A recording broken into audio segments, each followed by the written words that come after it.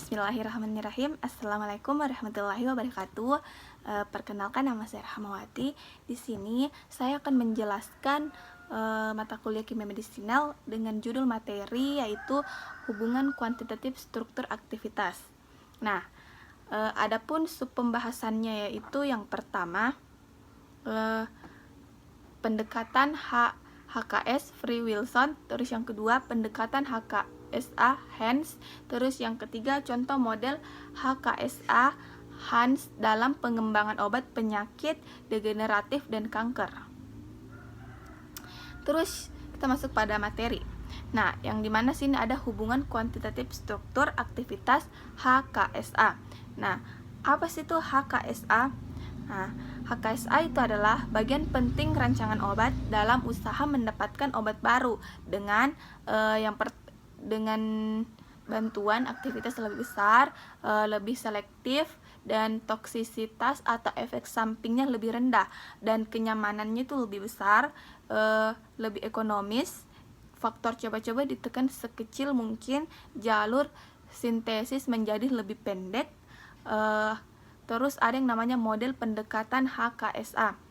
Model pendekatan itu ada dua. Yang pertama itu model de novo atau Free Wilson. Terus yang kedua ada model Lefebvre atau Hans. Kemudian di sini ada pendekatan HKSA Free Wilson, yang dimana model pendekatan HKSA Free Wilson itu respon biologisnya merupakan sumbangan aktivitas gugus substituen terhadap aktivitas senyawa induk. Nah, ada yang namanya log 1 per C sama dengan S tambah U. Nah, log 1 di sini ada log 1 per C, yang dimana di situ logaritma aktivitas biologis, dan S itu total sumbangan substituen terhadap aktivitas biologis senyawa induk. U-nya itu aktivitas biologis senyawa induk. Pada substitusi bermacam-macam gugus di daerah atau zona berbeda dari struktur senyawa induk. Lanjut saja. Di sini ada model contoh model de novo Free Wilson atau HXA turunan 6 deoksitetrasiklin terhadap Staphylococcus aureus. Nah, bisa dilihat pada gambar di samping. Terus ada yang namanya aktivitas biologis, yang dimana R ditambah X ditambah Y. Rx dan Y itu sumbangan aktivitas dari gugus yang terdapat pada posisi RXY. Nah, yang dimana di sini ada aktivitas kita bisa lihat pada gambar di samping sini ada aktivitas biologis R ditambah X ditambah Y ditambah U. Nah, di situ ada contohnya di gambar. Nah, kemudian kita lanjut pada slide sumbangan aktivitas substituen terhadap aktivitas 6 deoksitetrasiklin, yaitu dihitung menggunakan komputer program QSAR. Bisa dilihat pada gambar di samping. Terus ada namanya model de novo. Ini kurang berkembang. Mengapa kurang berkembang? Disebabkan karena yang pertama, tidak dapat digunakan bila efek substituen itu bersifat tidak linear. Terus yang kedua, bila ada interaksi antara substituen terus memerlukan banyak senyawa dengan kombinasi substituen bervariasi untuk dapat menarik kesimpulan yang benar. Nah, di sini keuntungannya yang pertama dapat menguji HXA turunan senyawa dengan bermacam-macam gugus substitusi pada berbagai zona. Terus yang kedua itu digunakan bila tidak dapat data tetapan aktivitas fisika dari senyawa dan uji aktivitas lebih lambat dibanding dengan sintesis turunan senyawa. Model pendekatan HKSA Hans. Nah, pendekatan HKSA Hans dinyatakan melalui bersamaan regresi linear. Nah, adapun contohnya itu seperti log 1C sama dengan A, seperti gambar di samping, kita lihat saja, mungkin teman-teman bisa melihatnya. juga. Kemudian ada contoh HXA model Hans. Nah, di sini hubungan linear antara aktivitas biologis dengan log P. Nah, yang dimana di sini ada sistem biologis, ada tipe senyawa.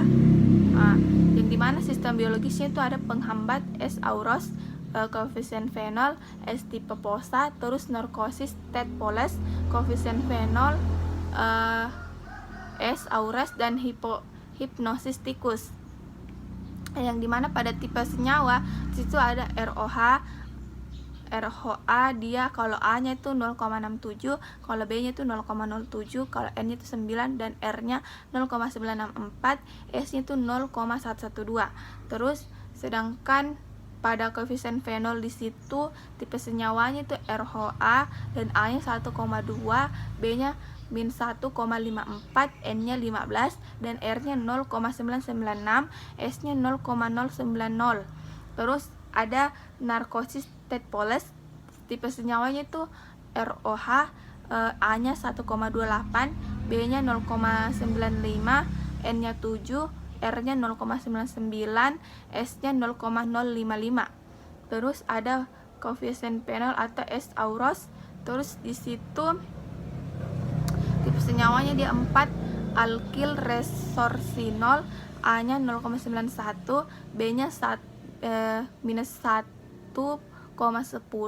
N nya 10, R nya 0,92, dan S nya 0,409.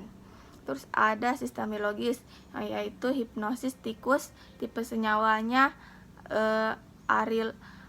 arilalkilurea, A nya 0,55, B nya 2,42, N nya 23, R nya 0,943, S nya 0,116.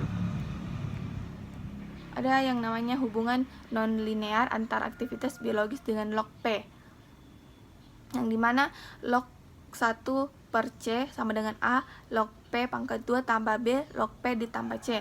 Nah, di situ ada sistem biologis. Sistem biologisnya bisa dilihat saja seperti gambar di samping. Terus ada juga yang namanya hubungan non-linear antara aktivitas biologis dengan N dan O.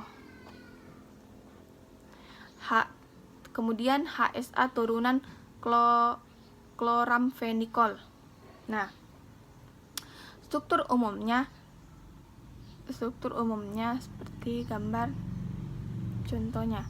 Kemudian ada HSA obat penekanan sistem saraf pusat, yaitu ada Hans dan kawan-kawan mengatakan bahwa efek penekanan SSP ideal dicapai bila senyawa mempunyai nilai P atau oktanol air sama dengan 1000/1 atau nilai log P sama dengan 2, yang dimana disitu ada struktur obat sedatif dan hipnotik mengandung yang pertama bagian molekul non-ionik yang sangat polar dengan nilai N minus atau besar. Kemudian ada gugus hidrokarbon atau hidrokarbon terhalogenasi yang bersifat non-polar dengan nilai N berkisar antara 1 sampai 3. Contoh turunan barbiturat atau amobarbital bisa dilihat pada gambar di samping. Kemudian ada HSA turunan fenol, yang dimana ya sudah atau hubungan perubahan struktur dan aktivitas pengembangan spora Bacillus subtilis atau log 1/150 dengan nilai log P dan pKa turunan fenol. Contohnya itu seperti gambar. Kemudian ada HSA turunan asam benzoat boronat, yang dimana di situ Hans atau HSA anti tumor turunan asam benzen boronat itu seperti RC6H5B atau OH2, yang dimana ada hubungan bermakna antara sifat lipofil turunan asam benzen boronat dengan kadar obat dalam otak atau log C. Gugus asam boronat yang bersifat elektron donor atau nilai N itu plus memudahkan interaksi obat dengan jaringan tumor yang kekurangan elektron atau lokalisasi elektif turunan asam bensen boronat dalam jaringan tumor di otak tergantung pada sifat lipofil dan elektronik senyawa. Bila dilakukan radiasi dengan sinar neutron atau senyawa akan melepas radiasi dengan energi dengan energi yang tinggi atau merusak jaringan tumor otak. Kemudian di dalam HKSA model Hans lebih berkembang dan lebih banyak digunakan dibanding model de novo atau Free Wilson karena yang pertama lebih sederhana, terus yang kedua konsepnya itu secara langsung berhubungan dengan prinsip-prinsip kimia, fisika, organik yang sudah ada. Terus yang ketiga dapat untuk hubungan linear dan non-linear.